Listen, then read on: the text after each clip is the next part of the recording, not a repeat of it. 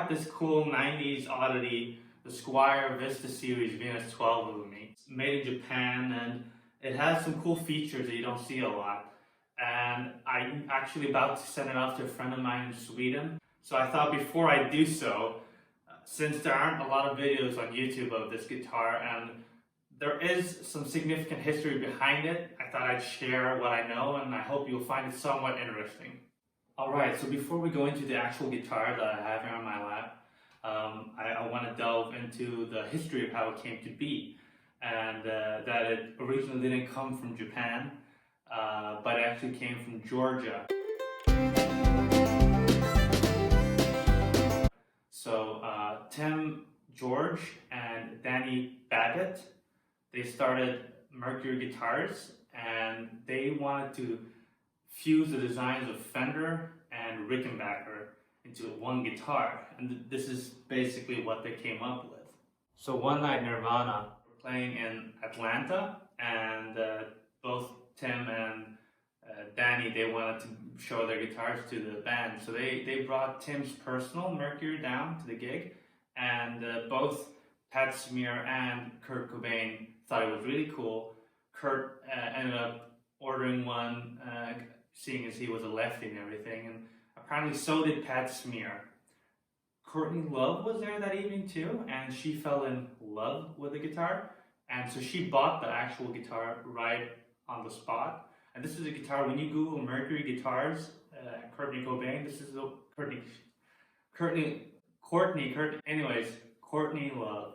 When you Google that, that's basically the guitar you will see. So there's actually a photo that I've seen of the workshop Mercury guitars, and there's a huge pile of bodies, like blanks and stuff, and there's one marked Cobain with a K, so I can only guess that it was meant to be Kurt's guitar. Unfortunately, Kurt ended up the way he did, so he never got to see it, and I don't have anything about Pat Smear's guitar, unfortunately. Sometime after this, Courtney reached out to Mercury about building her some additional guitars, and their production had come to a halt, so they didn't build her any new guitars. And a while later, Tim, he opened up a Guitar World magazine, and lo and behold, he saw his guitar with a Fender headstock, and it said, co-designed by Courtney Love. So produced between 1997 and 1998, this guitar has 22 frets, medium jumbos, a rosewood fretboard, a maple neck. It's got the walnut skunk stripe going on, Kluson tuners, they're unmarked. We've got the original electric 12 style string tree that holds 8 of the 12 strings. Headstock adjust. Looks like just like regular white plastic dots and the white neck binding, of course.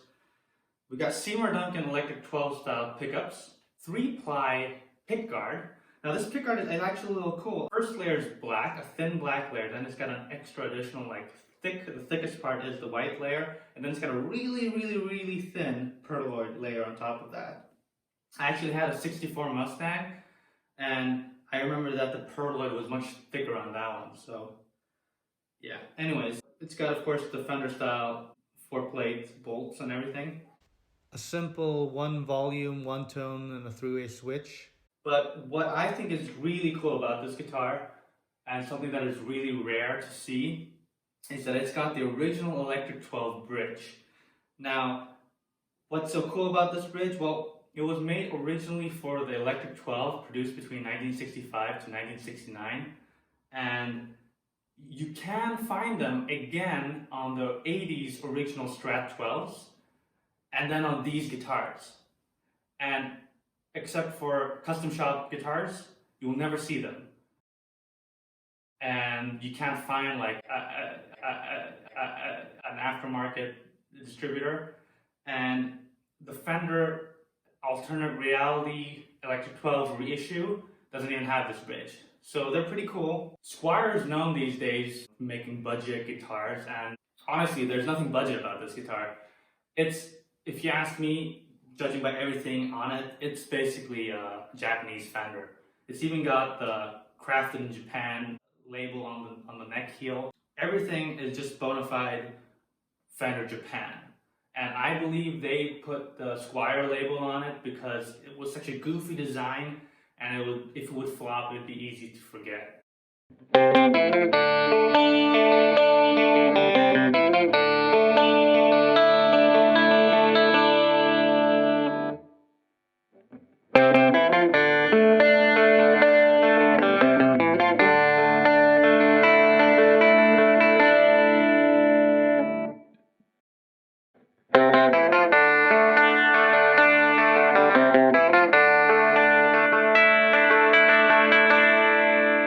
These guitars retailed at $999.99. This is back in '97. I looked that value up today, and with inflation adjusted and everything, it'd be a little bit above $1,600. So this wasn't a cheap guitar by any means.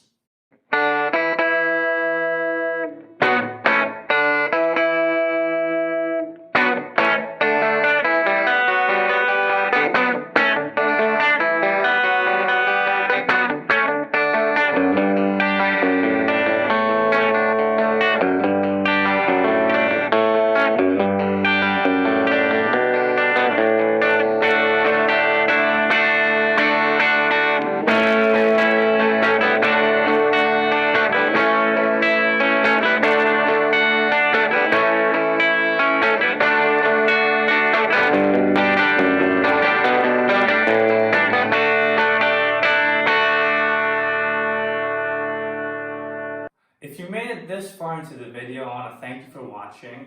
I want to thank all my friends who watched this, because I believe probably only my friends will watch this. I want to thank my girlfriend for helping me with everything that I've done in this video and what to do and what not to do. If you guys want to reach out, I'm a real guitar nerd, especially jazz masters. Add me on Instagram, write me there. I'll post my Instagram below. I'd love to talk about guitars anyways. Let's talk. Oh my god.